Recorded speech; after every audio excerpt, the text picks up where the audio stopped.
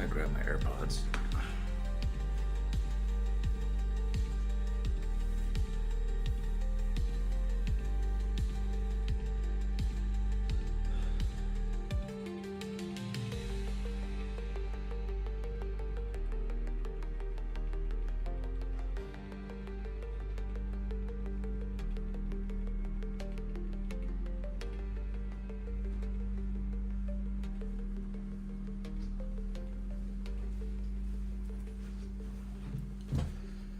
Let's see if this is laying better.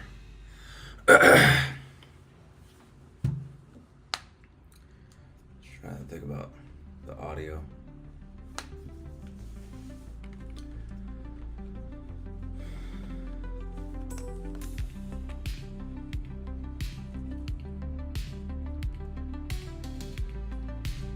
I have a proper mic. It's just my setup is kind of hard to use. Well, I think I'll go with the phone audio for now. And then, I might go.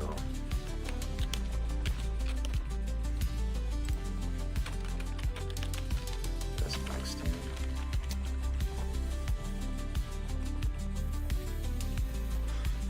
It'd be nice to have something that I can actually attach to my desk.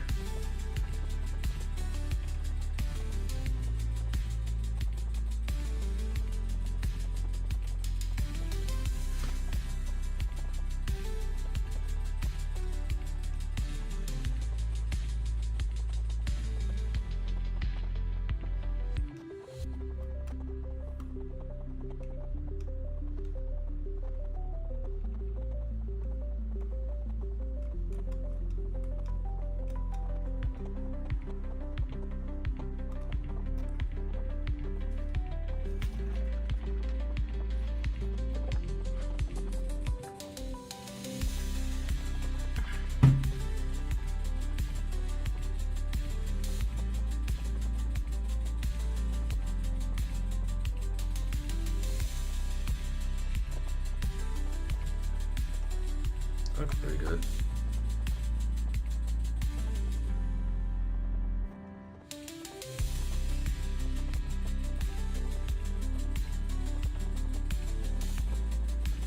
Alright, go ahead and grab that.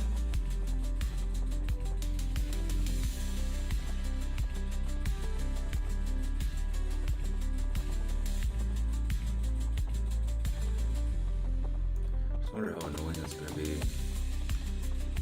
when I'm actually working.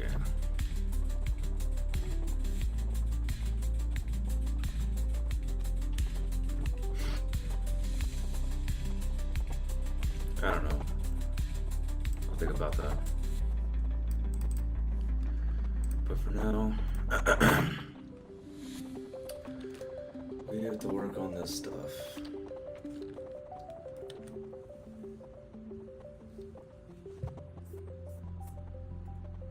Just checking some job stuff real quick. Okay. I had a PR for the job that was under review.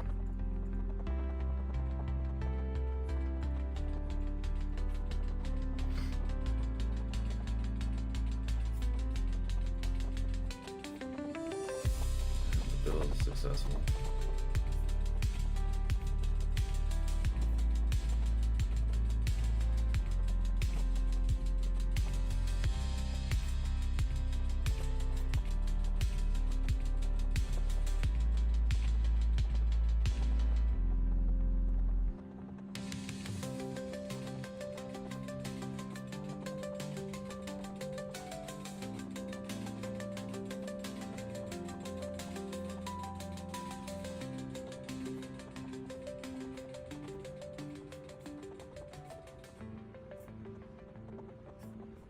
Okay, almost done.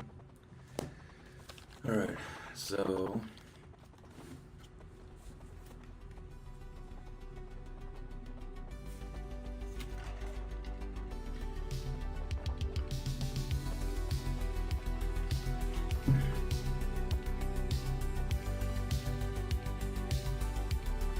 it should be pretty easy. So let's go ahead with that. Updated Sparks. All right.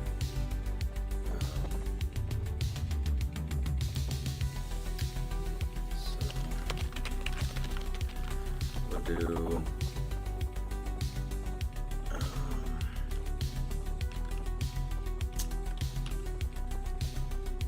I guess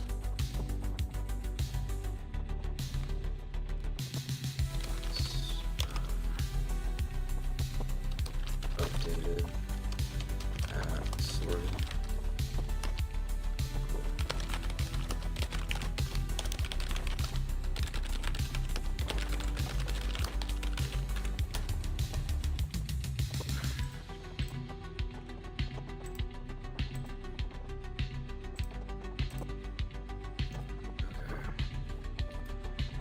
Check something.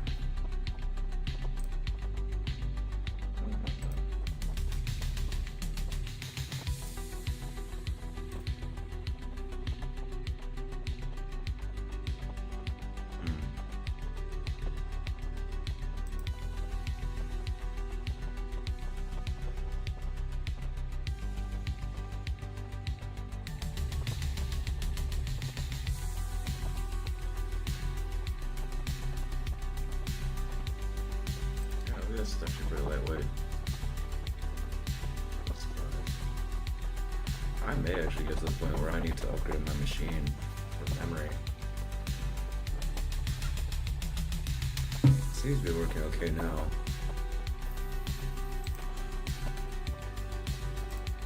But I wonder. I need to do all that.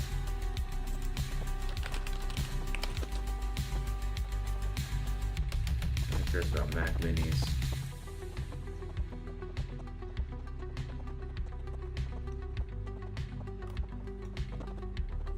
Supposed to be like really super good and like super like cost effective.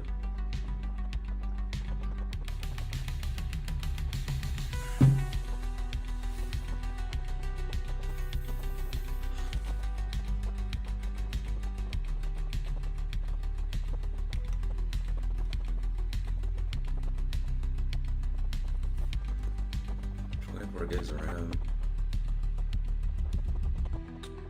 but it's unified memory, so that means it's RAM for both the GPU and for the CPU.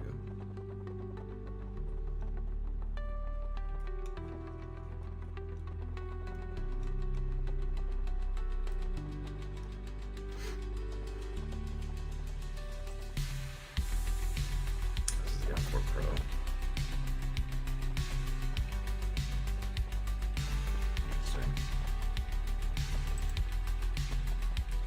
I kind of prefer to trade this Mac in for a Mac Air.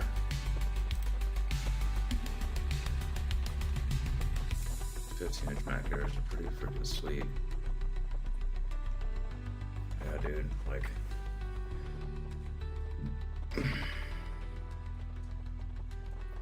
that's pretty good. 24 gigs of RAM.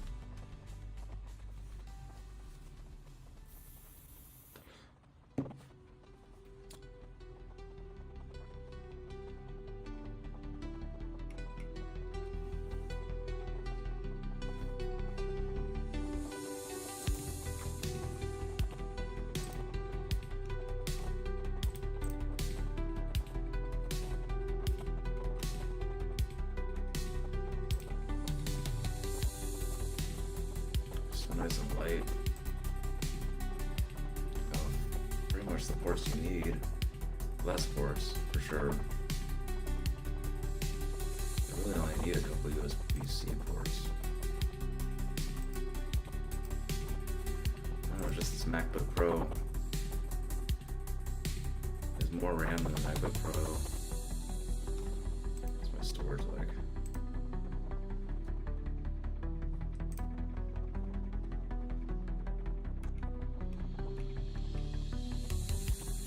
So I'm like using a lot of my storage already. I have 500 gigs.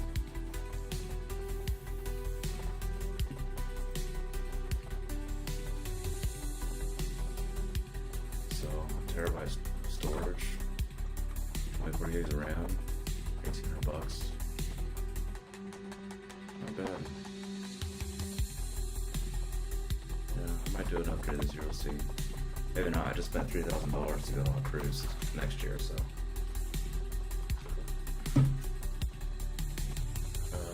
But anyway, back to it. So, I'm gonna look at the types. So it's kind of like, I used to be a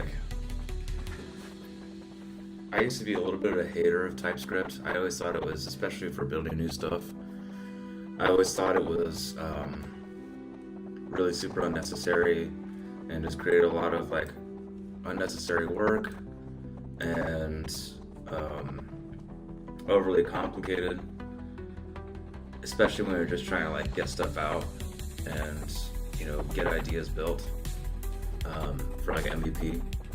But I'm telling you, like, after spending like the last 4 months using it every single day, it is really useful. It's really worth, like, if you're a professional, it's just worth building stuff, even if it's brand new stuff in TypeScript. And the reason for that is that instead of like having to think about having to like go look at all the objects or like log out responses just to understand the shape of the responses and what is there, what isn't there, blah, blah, blah. I can have unified types between my client and my API, and I can go in here and see, okay, the Spark already has an updated at field. And I can see that the bin does not have an updated at field. So I know now that I don't have to do the work. I can just look at this type, and because TypeScript, everything is so opinionated, I know for a fact that it'll complain really hard.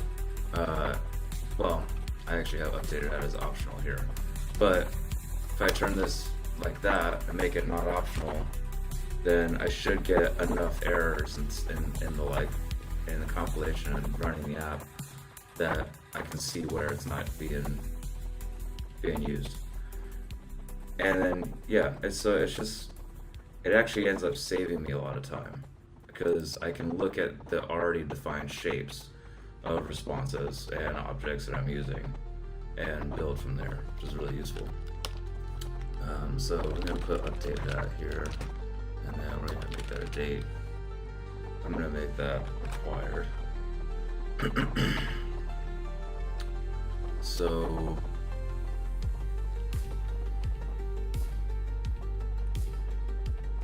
we're basically going to have to go through, when I'm creating a Spark, create Spark here, Spark content. So we're gonna actually want to do these things in the API. I don't want my client handling this stuff. There's really no reason for it to. So whenever I update a Spark, what I want to do, what I want to do is anytime it's updated, I want to change the update field to updated app, and I'm already actually doing that, so that's not something I have to do right now. When I create it, let's make sure that cool. Updated at's not there, so now we'll do updated at new date, so that we have a value at updated at there. And we'll use that when we're trying to show recent things. Okay, cool. So now when we create the spark, we have our updated field. That's just setting the whole spark, so we don't need to worry about that. And then delete's fine. Get single spark. We're just saying the whole spark, so we don't have to worry about that. Doc. Great. So that's actually done. And then bins. Now we need to check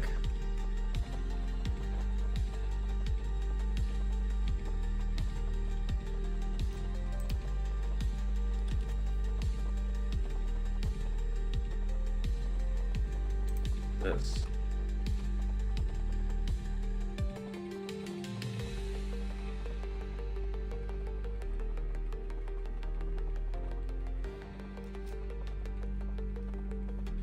So the bins are interesting because the sparks update themselves, but actually what I want is, I don't really care.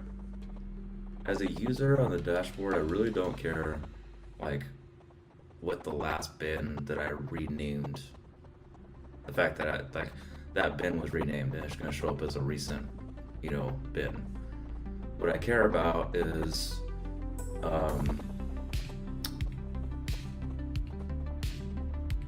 that whenever a spark is updated, then we update that bin. We update its parent bins updated at field, so that I know when I go to the dashboard here. Like product is the last bin in which I updated a spark, and then before that was marketing. So that's what I want. So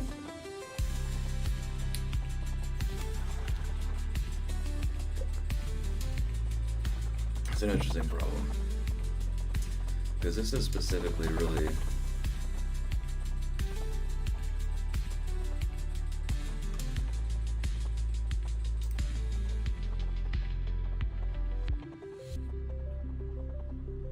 so actually what I can do in this put is okay.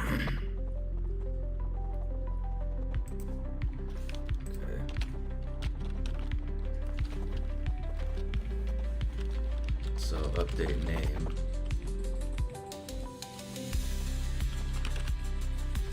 update bin name, and then what I can do is update bin updated at field. If body dot updated at, I think I have to do that.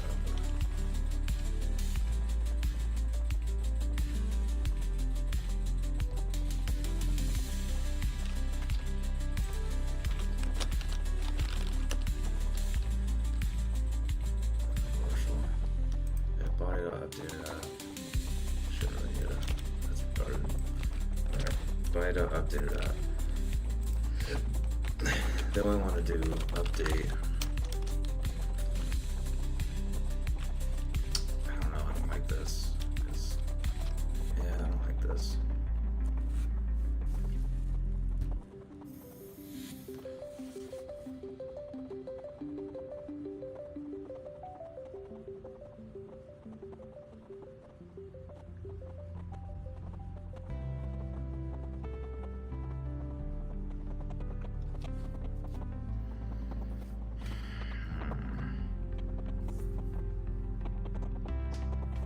So when the create spark is happening,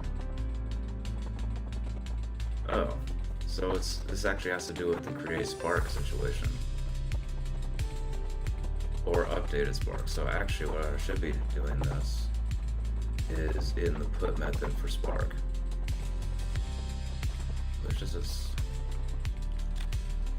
kind of too big.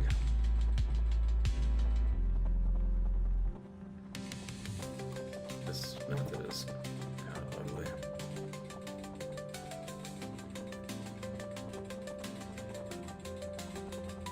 But it's fine. We don't have to MVP. We don't have to worry about that too much right now. But what I should be doing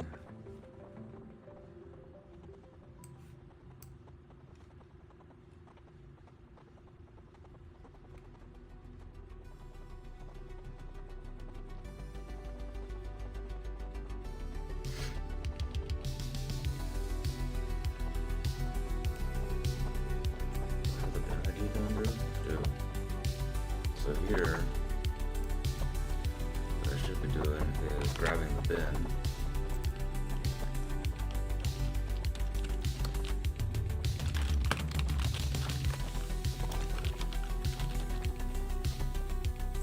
This is a guy and stuff. Okay.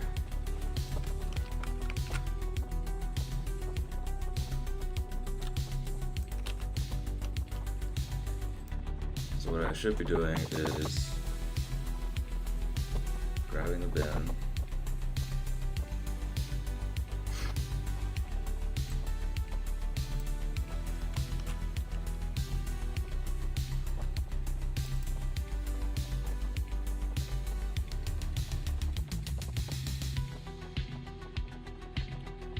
actually I can just do this.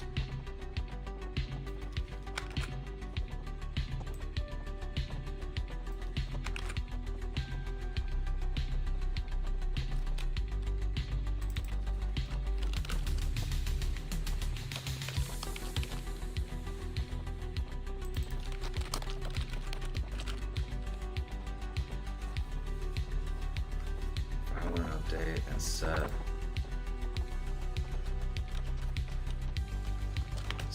updated at to date to new date.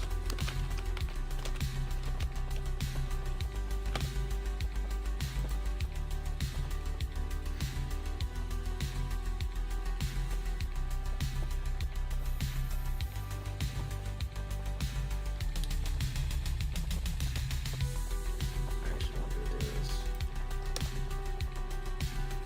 oops, we do want the await. I don't need to assign it to anything though.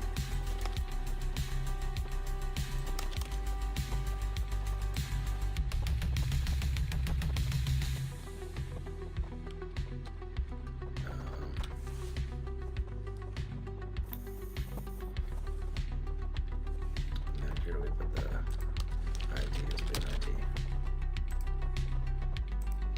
So that should actually work.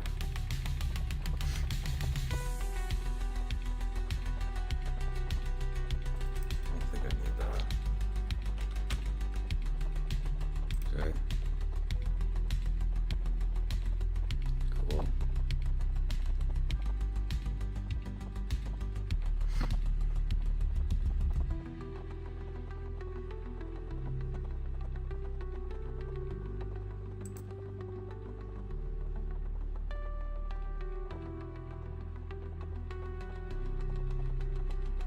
I have error handling, so let's update and update.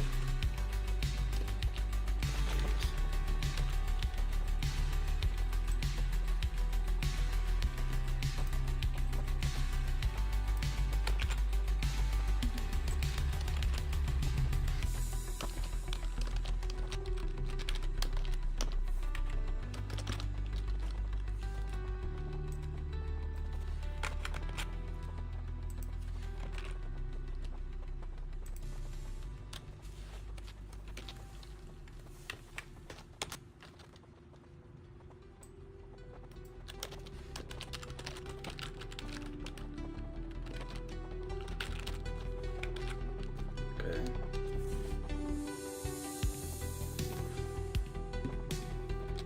I actually don't remember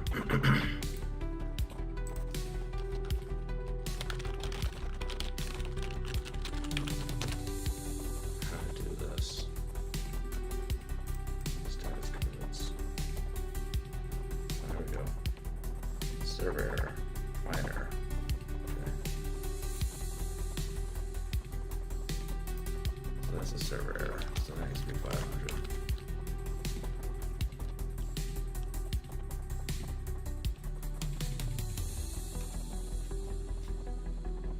I don't know if there's...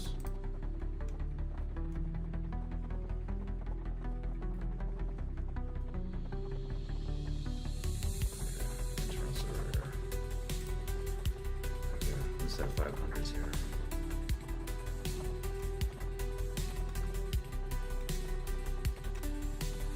Okay, so now we update the bin whenever the Spark is updated, and then we'll probably need to do that when it's created too.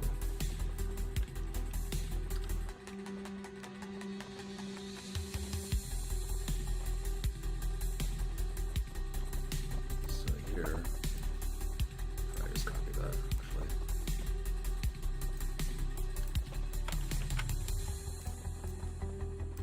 Yes.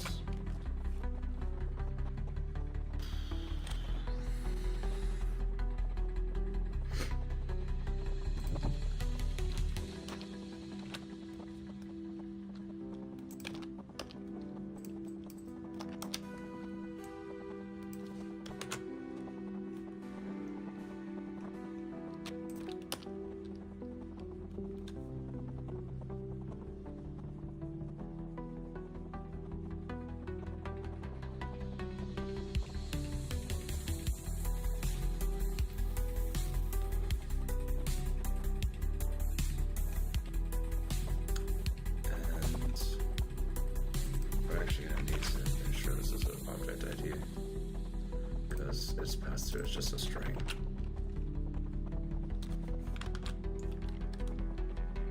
And now we need to do the same thing here.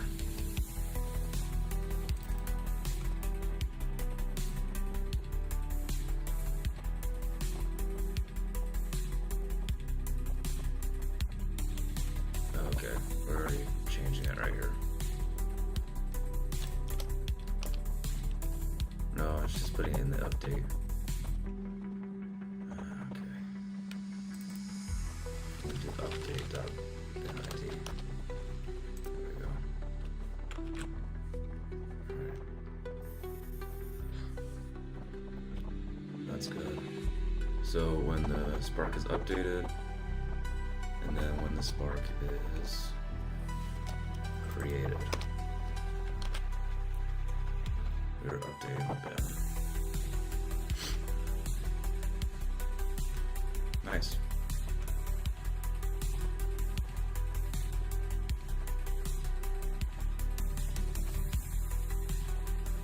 This actually might be a client error.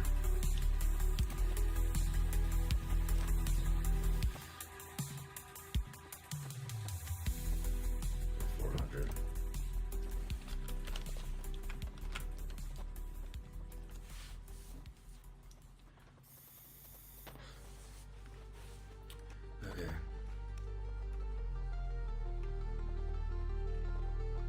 Nice.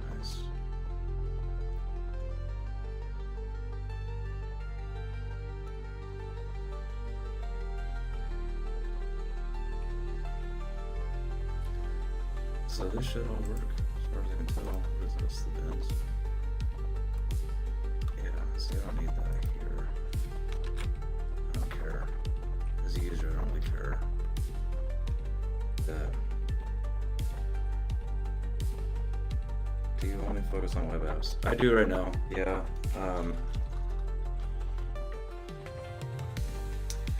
Pretty much, so part of the reason I wanted to build this app is because, yes, my career is web apps. I'm a professional front-end engineer.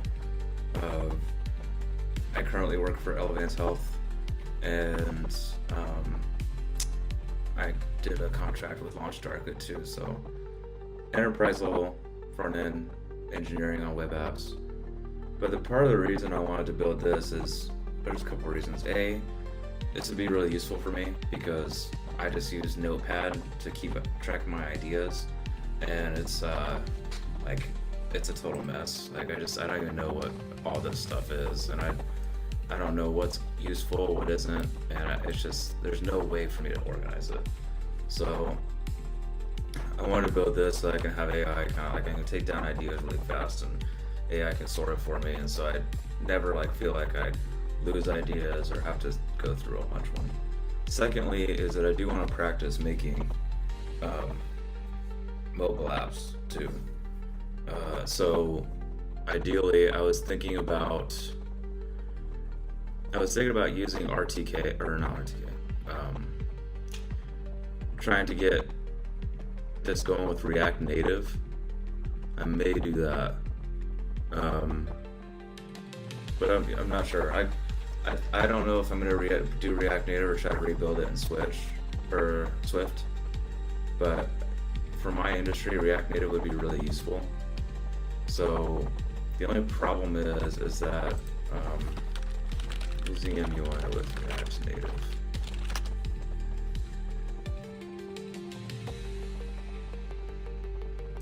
So that's kind of like the big issue, is that I'm using MUI because it's really great, and it's like really like useful, and I have a lot of experience in it, but it doesn't work with React Native. So, oh, that's cool. They have some other stuff, so okay.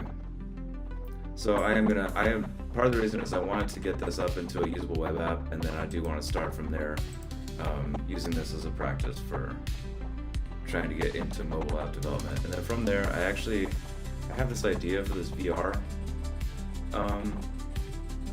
application. So like,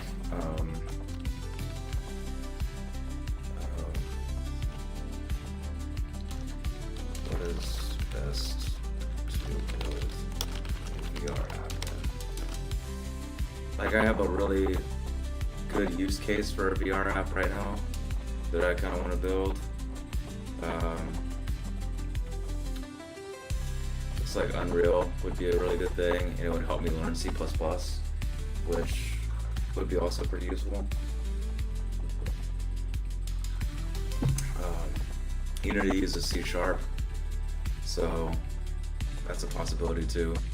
But I wanted to build sort of like medical aesthetics VR app, so I'm going to start probably looking at that too. But I had that idea recently, and so I'm just wanting to get this done so that I have like a really good portfolio piece that's really up to date.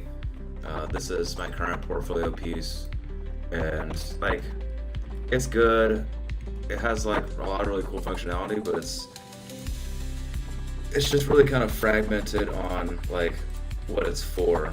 Like, I even have an interactive tour, but it's just not really obvious. Like, the use cases are kind of spread out and they're not really super obvious, so it's kind of, I just don't think it best like shows my abilities. But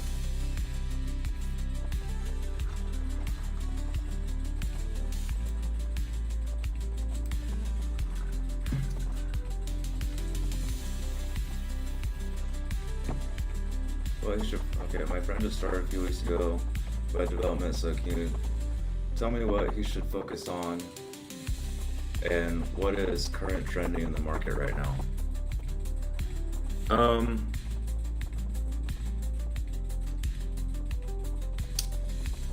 Really good question.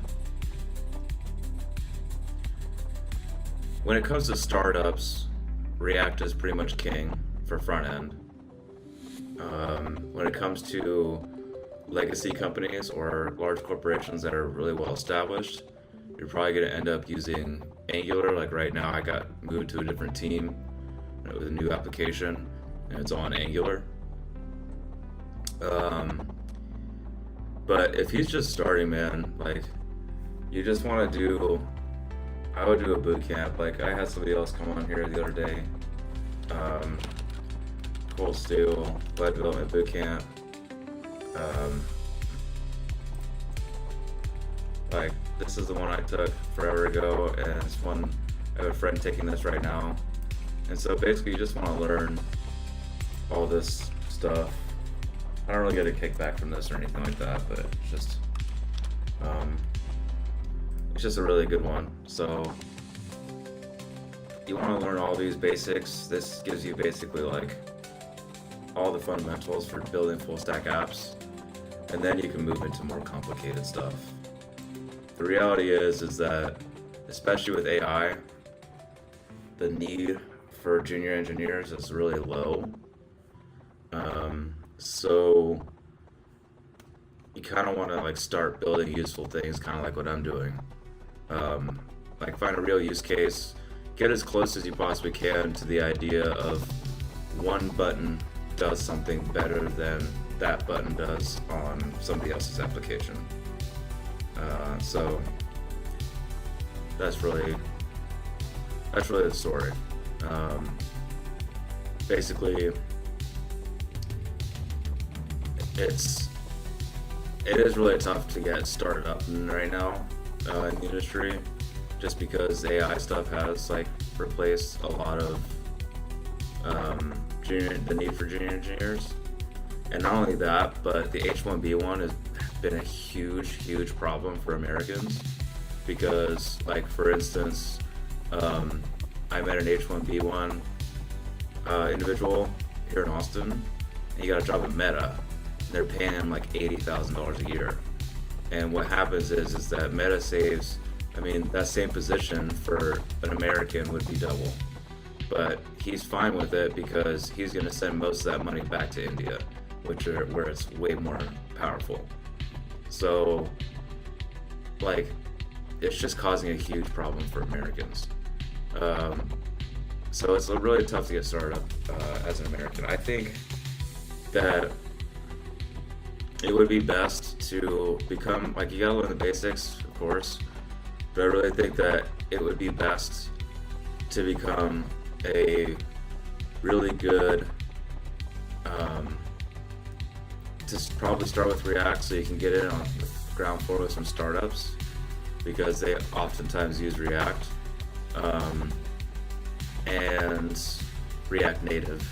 Getting to know those things so you can do mobile apps and web apps, that's majorly important, and that's really useful for startups, and that's where you should look for like your first job or two anyway, because the more established companies, they're kind of like, they're really competitive, they're importing labor that they can pay very little in comparison to Americans. And it's just, it's often like not the best move, especially when you're starting out. Now, if you end up going for a company like, I don't know, like, I know Waymo, they don't really have a lot of H-1B1. I think if you go to companies that are specifically not friendly to H-1B1, you're gonna have a better time. And Waymo is one of those companies, but you need to be really good at React and C++. So I think web application development I think the sun is setting on it a little bit, especially with the vibe coding. Like, you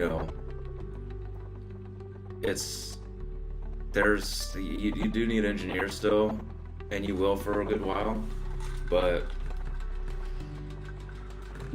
a lot of the low-level stuff, like, there's no reason for me to hire offshore people to build low-level stuff, or build MVPs, because most people can kind of like do that with the vibe coding stuff. And not only that, but like, it's just, with the prevalence of H-1B1, and with like the fact that we have the AI piece where companies can get a lot more done with much fewer people, and especially if they're higher skilled, because if you're a senior engineer or a staff engineer, you're going to be able to get a lot more done with really utilizing AI tools than like one staff engineer or one principal engineer with AI is going to get a lot more done than a senior engineer with 2 junior engineers.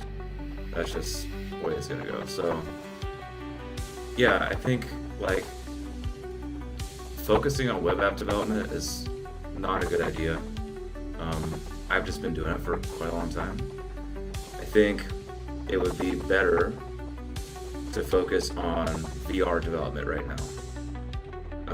I think that is a really, really good place to put your energy.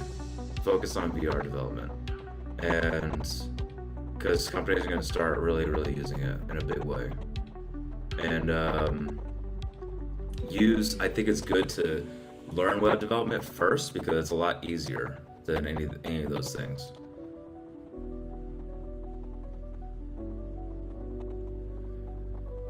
Well, I mean, it really depends on where you live. Uh, if you want to get an internship somewhere, I don't know. I mean, if you live in the US, you just kind of have to be able to. I think it would be best to go to a tech hub and live there. Struggle, live there. I got my start here in Austin, um, and I just was able to be in a situation where they just needed bodies in the building, and so I was able to get really good experience there, and that really catapulted my career. So, and I was like, I was renting a room back then, and I was delivering food for Uber Eats, so to pay the bills and stuff. So, I think moving to a tech hub, if you're in America, you want to live in Seattle, San Francisco, potentially Austin, maybe New York or Miami, and just struggle to get experience. And if you're in the UK, go to a big city. I don't know where the tech hubs are in places like the UK or India or anything like that, but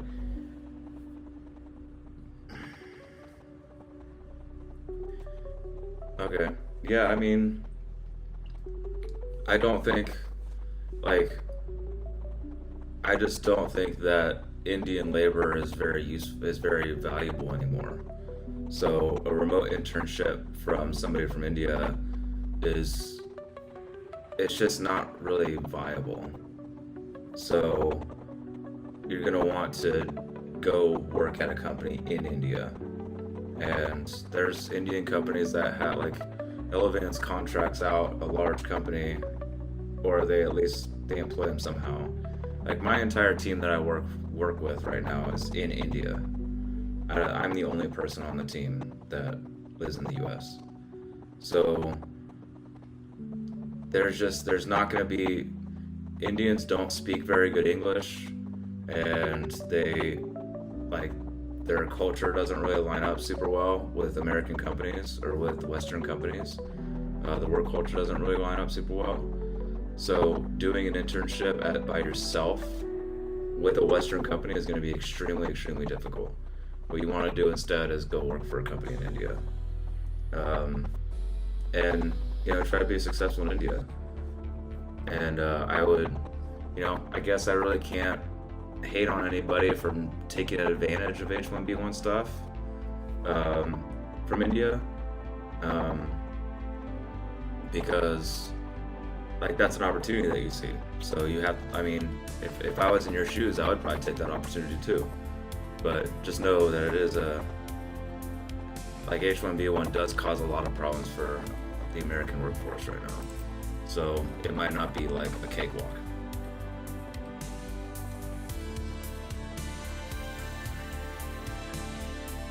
Language do I use? I use Node. I think if you want to use Python with Django, you can. A lot of people start by learning Python and they end up making APIs with that. If you're making pure APIs that are actually doing a lot of data transformation, then you want to do Django with Python or Spring with Java. My APIs are basically I'm front-end focused, I'm product focused. So I'm not doing complex data transformation. So all I need for my APIs, this is a little ugly. This could definitely be worked on, but there's so little.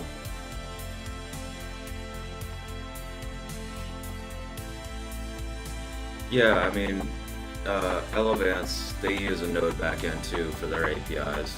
So Node's good. I think I think TypeScript is really good. Um, but like with these kind of like, I mean, this is Next, but this project, this is all Node. Um, and I'm just doing routes. I'm not doing controllers and all that kind of stuff. So Node is like, you're gonna have a hard time with Node when it comes to SQL databases. It's not a good tool for SQL databases in my opinion. There's plugins and stuff you can use and frameworks you can use, I'm sure, but generally people are using Spring Boot with Java to interact with SQL databases and do complex data transformations. So that's what you want to use for SQL. Node is really good for NoSQL databases. So like MongoDB is a NoSQL database, and so that's why I use Node.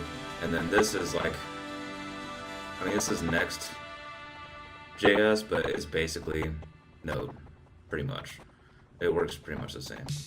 So I think it just depends on the use case. I think as a beginner, you should definitely learn Node first, because Node is JavaScript, and if you can learn full stack development and only have to learn JavaScript at first, that's going to be fantastic.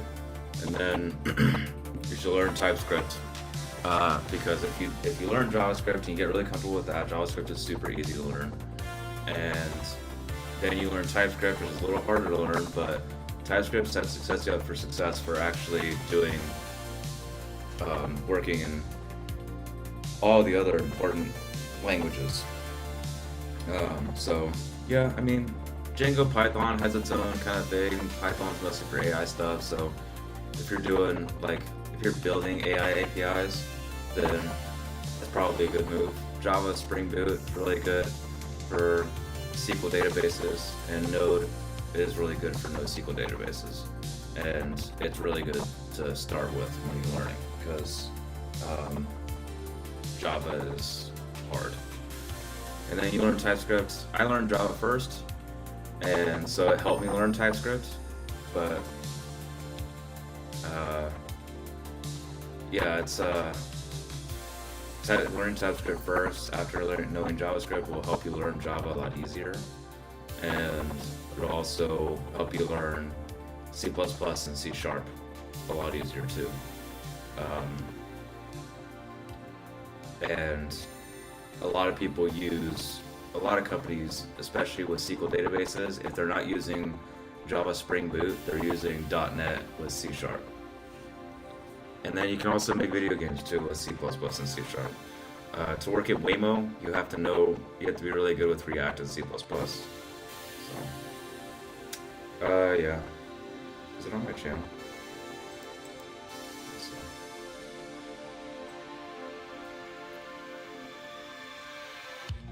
Guess it's not on my channel. That's weird. Yeah, you can follow me at Chris_Rappo.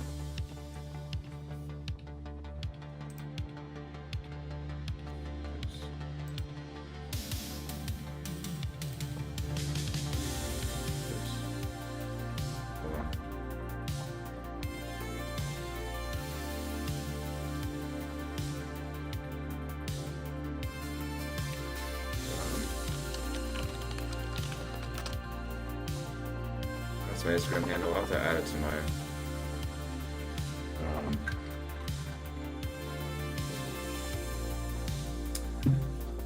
it to my profile later. Anyway, what was I doing? Oh, updated app. Okay, cool. So basically, pretty much only using the updated app here. So let's go to the dashboard.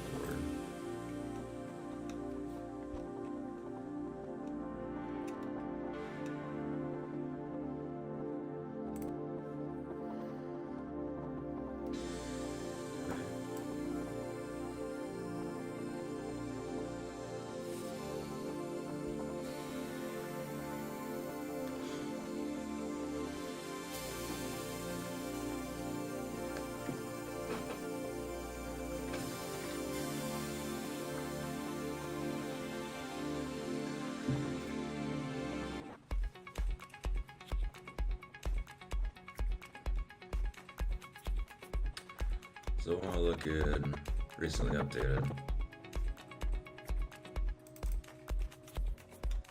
Okay, we have recent ideas, not map. Okay, so here, what we want to do is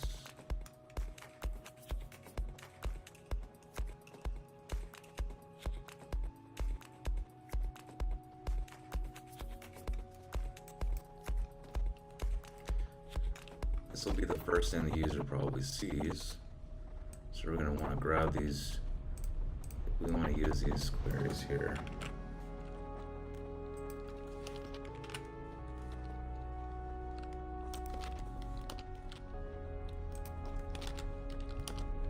And then we want to use user profile here.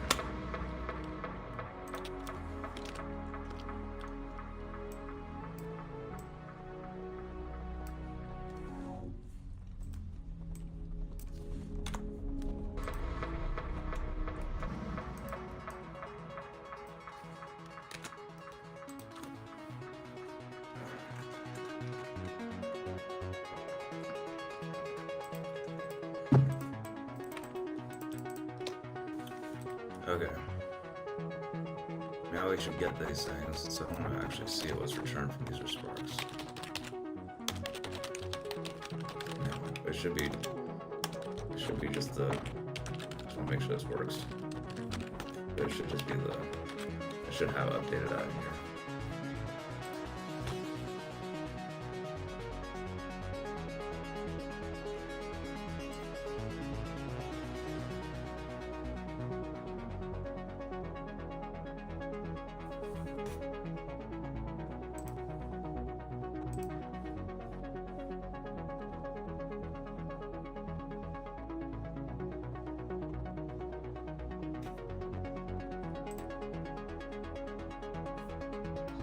Weird.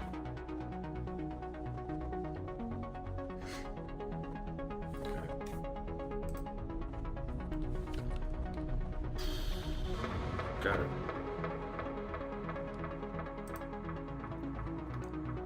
Nice. So here, update it out. Okay. Who needs AI for this?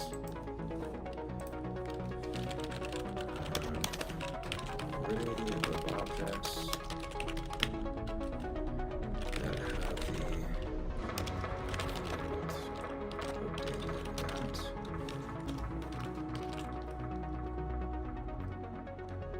Sweet. Alright, I know it just has a field updated. I want to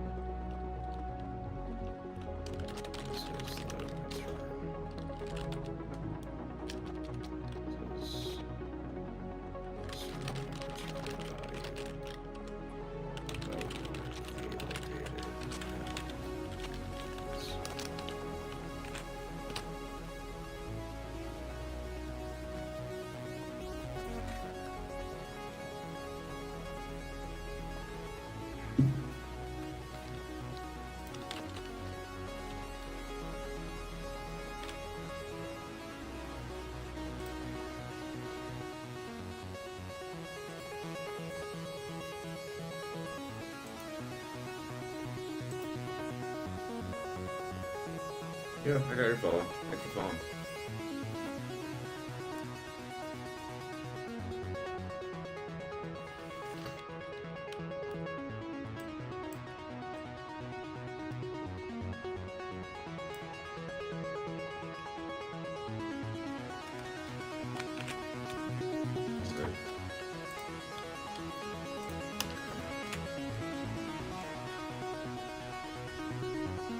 Here.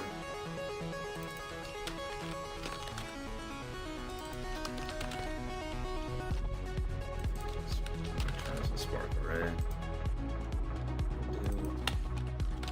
Sparks. Slice. Ew. It's good.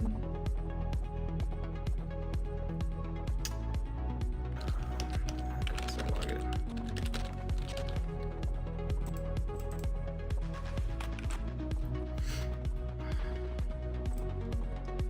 Looking for that.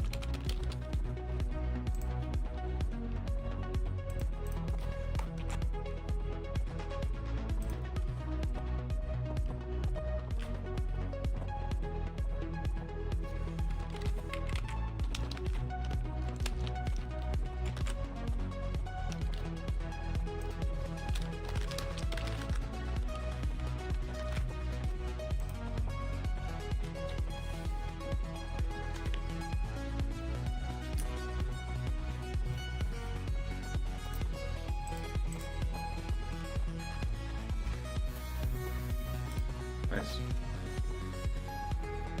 Refresh, see if that works.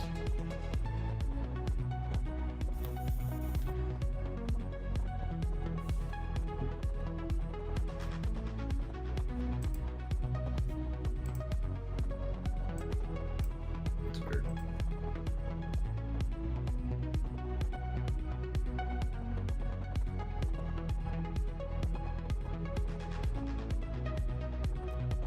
Got it. Oh yeah.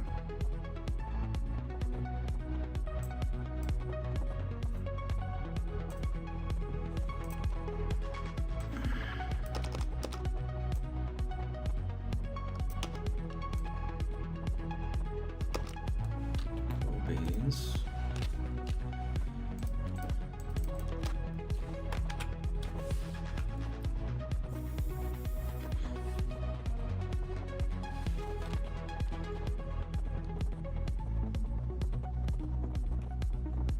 So now I'm gonna want to do skeletons here. So I'm gonna use a similar skeleton for the manage area here.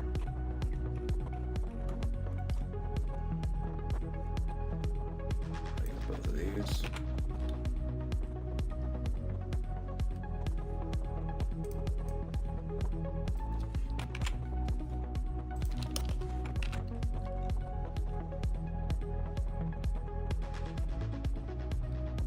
What are you bitching?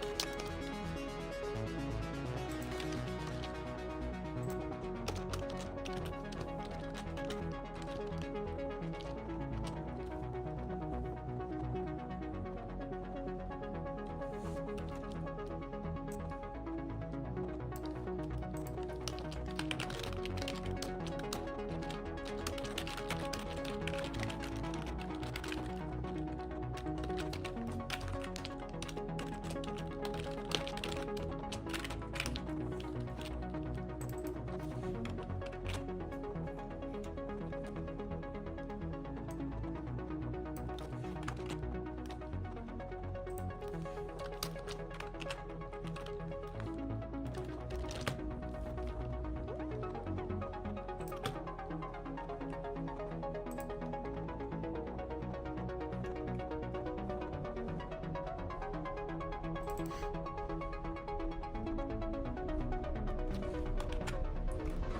use this.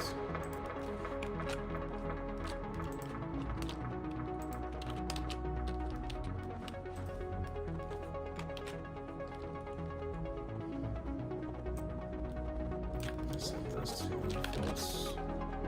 Set this to true. Okay.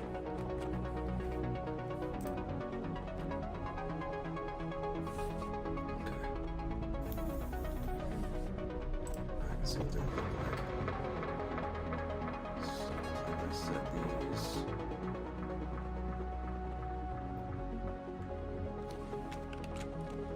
I think I actually want to do 5.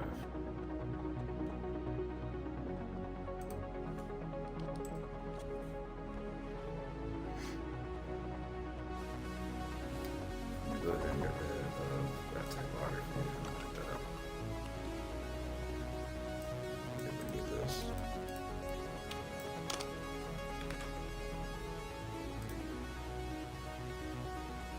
We'll do 5.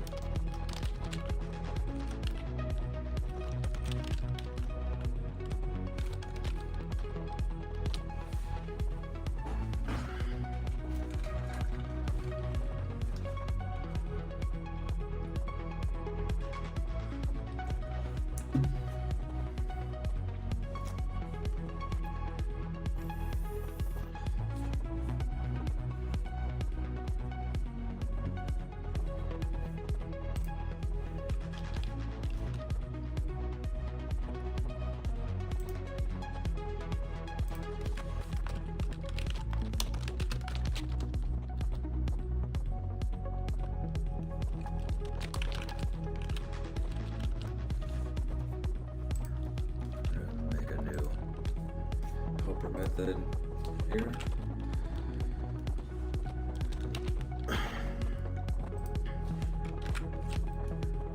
To be able to do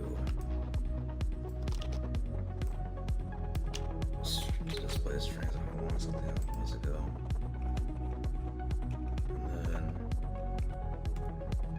here I'm gonna do go count.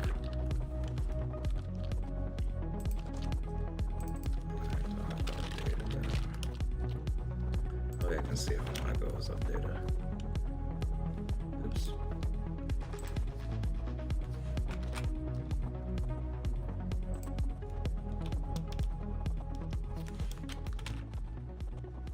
Why is this not?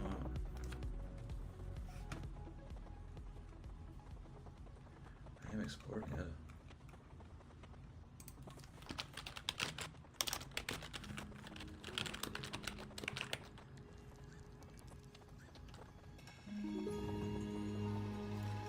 Oh.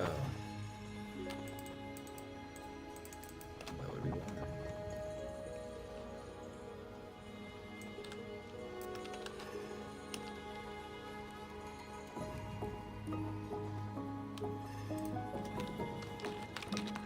I'm sure that's a string.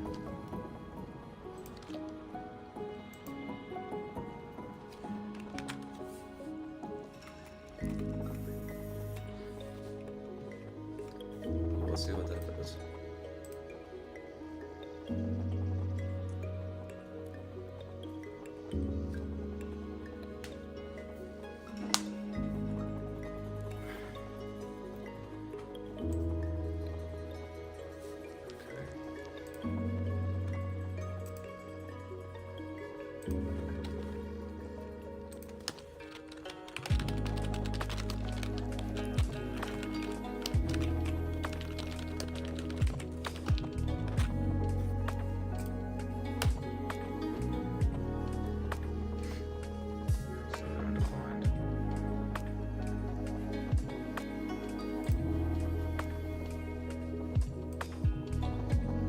That's because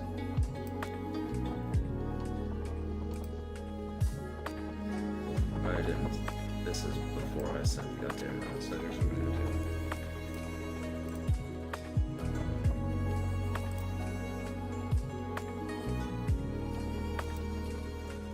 Let's update this.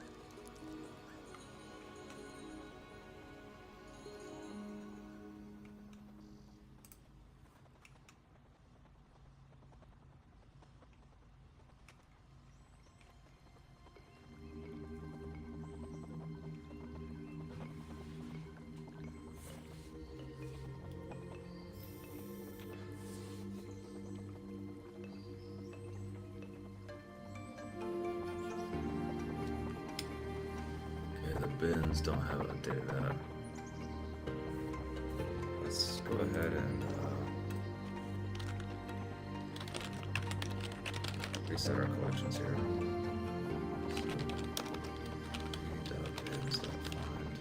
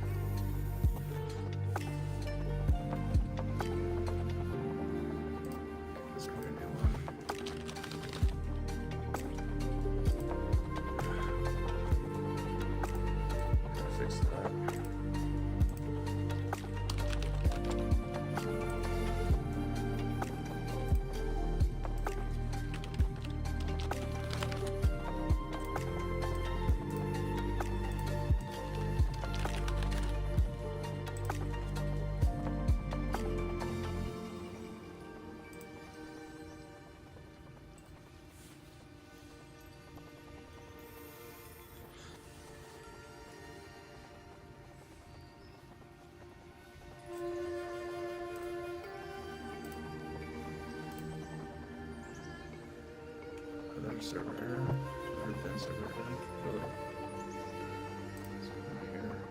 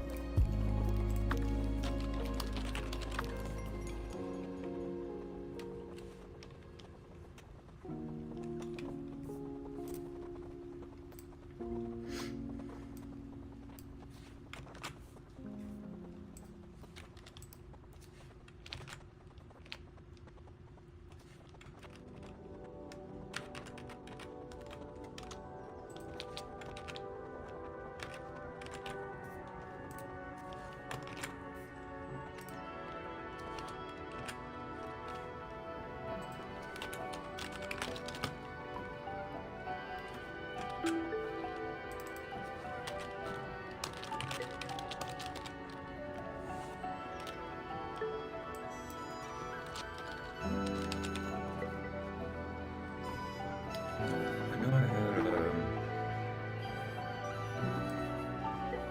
right here.